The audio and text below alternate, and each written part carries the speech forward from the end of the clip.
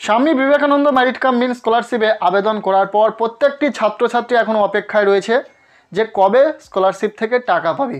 আজকের এই ভিডিওতে তোমাদেরকে জানাতে চলেছি সেই বিষয়টা, তোমরা কবে টাকা পেতে পারো, কিভাবে বুঝবে তুমি 100% এই স্কলারশিপ থেকে টাকা পাবে। স্কলারশিপে তো সবাই আবেদন করে, সবাই কি টাকা পায়?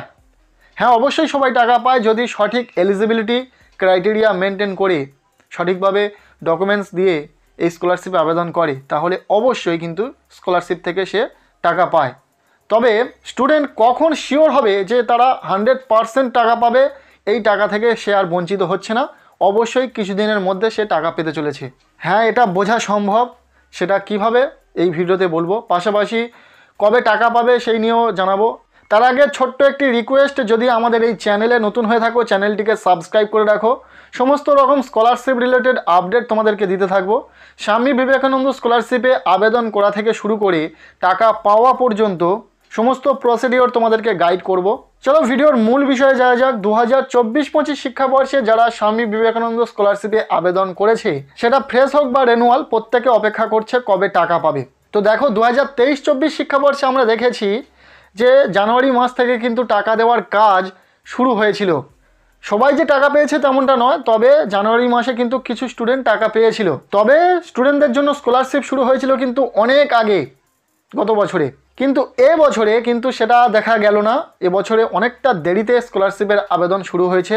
হয়তো এখনও পর্যন্ত প্রত্যেকে আবেদন করে উঠতে পারেনি, বিশেষ করে যারা রেনুয়াল রয়েছে।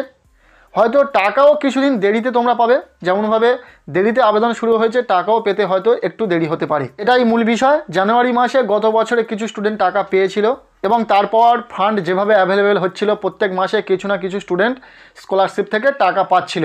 ঠিক একইভাবে 2024-25 শিক্ষাবর্ষে যারা এই স্কলারশিপে আবেদন করেছো, প্রত্যেকে টাকা পাবে।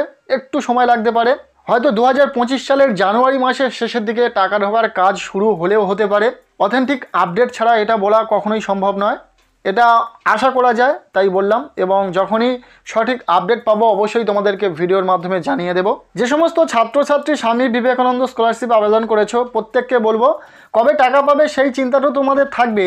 তবে তার আগে যেটা করণীয়, তোমাদের স্কলারশিপে আবেদন করার পর যারা এখনও পর্যন্ত স্কলারশিপের অ্যাপ্লিকেশন ফর্ম সহ ডকুমেন্টস ইনস্টিটিউটে গিয়ে জমা করোনি, যত তাড়াতাড়ি সম্ভব তোমরা ইনস্টিটিউটের সঙ্গে যোগাযোগ করো। তারা যদি জমা নেওয়ার কাজ শুরু করে দেয়, তোমরা অ্যাপ্লিকেশনের হার্ড কপি সহ ডকুমেন্টস ইনস্টিটিউটে গিয়ে জমা করে দাও।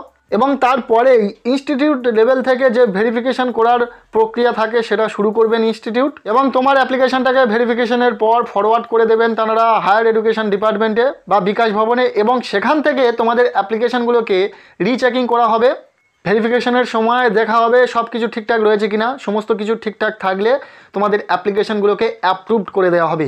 আর যখনই অ্যাপ্রুভ হয়ে যাবে তোমাদের অ্যাপ্লিকেশন, তখনই বুঝে যাবে যে তোমরা স্কলারশিপ থেকে টাকা পেতে চলেছো বা তোমরা স্কলারশিপ থেকে 100% টাকা পাবে। অ্যাপ্রুভ করে দেওয়া মানেই তুমি টাকা পাবে। তোমার অ্যাপ্লিকেশনকে মঞ্জুর করা হয়েছে সমস্ত ভেরিফিকেশনের পর, অ্যাপ্রুভ করে দেওয়া হয়। এবং অ্যাপ্রুভ করার পর যত অ্যাপ্রুভড ক্যান্ডিডেট থাকবে তার মধ্যে টাকার ফান্ড অ্যাভেলেবেল হলে দেখা হবে কতজন স্টুডেন্ট টাকা পাবে।